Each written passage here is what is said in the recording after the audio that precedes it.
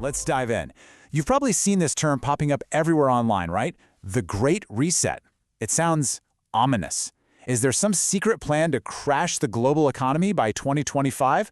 Or is the real story something else entirely? Well, that's what we're here to figure out.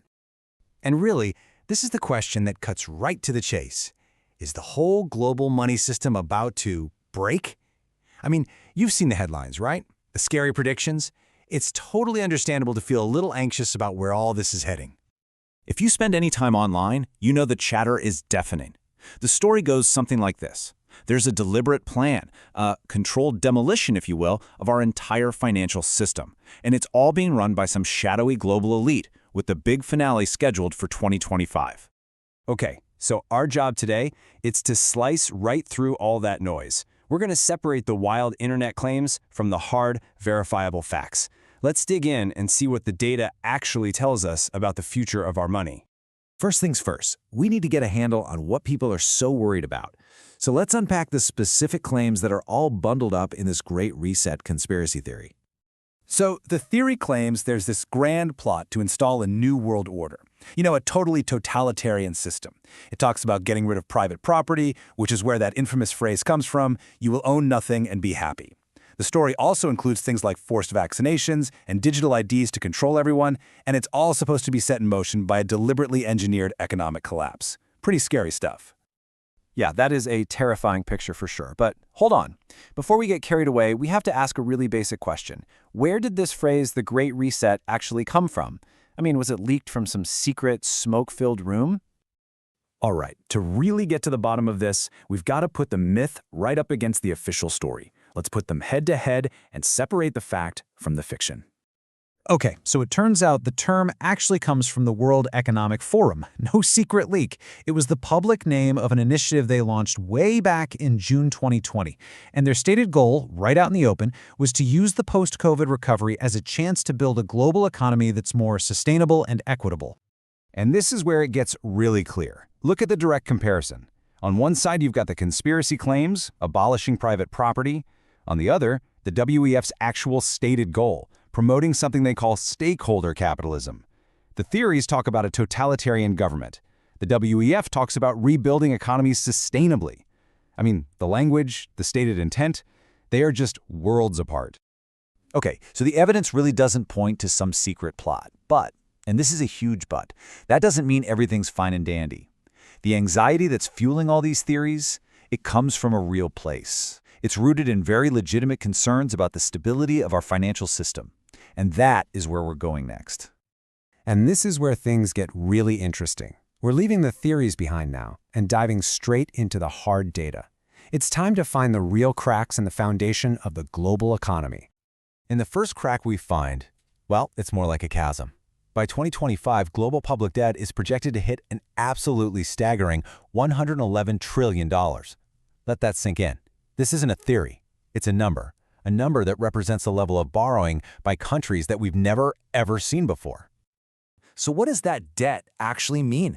Well, here's the direct consequence. For the first time ever, major economies are now spending more just on the interest payments for that debt than they are on their entire defense budgets. Just think about that for a second. More money is going to service old loans than to pay for the country's entire national security apparatus. That is a huge deal. And it's not just us saying this. Here's a quote from Ray Dalio, one of the most respected investors in the world. He's essentially warning us that the source of the next crisis has shifted. After 2008, everyone was worried about the banks. But now, he says the biggest danger is coming from governments themselves.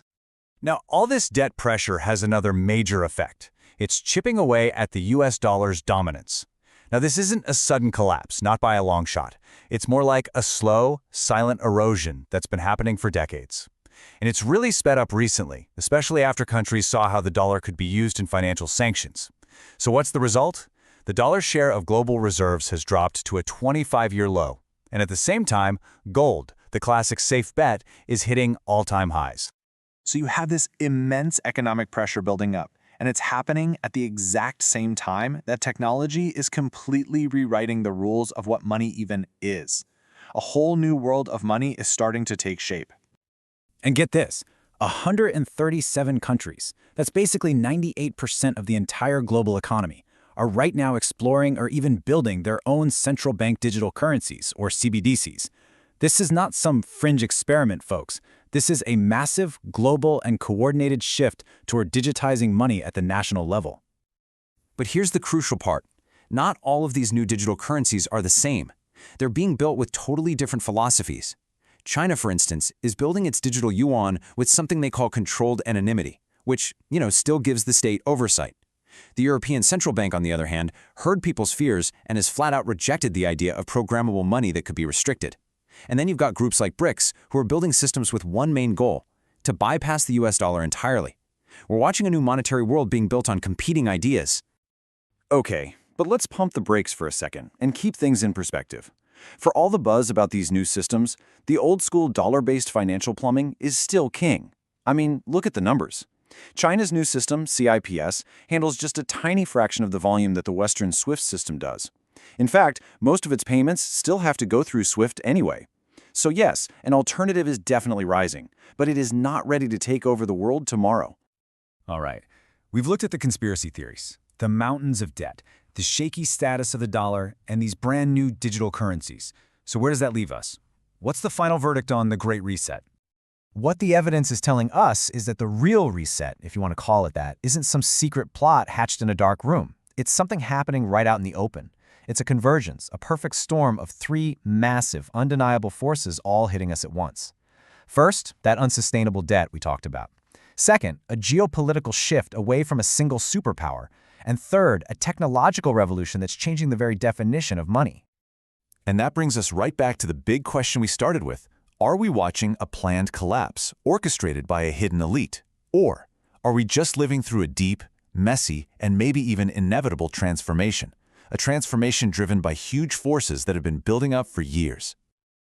Based on all the evidence we've walked through, the verdict seems pretty clear. The world's financial system isn't heading for a sudden, planned implosion in 2025. No, what it is facing is something much deeper, much slower, and frankly, completely irreversible.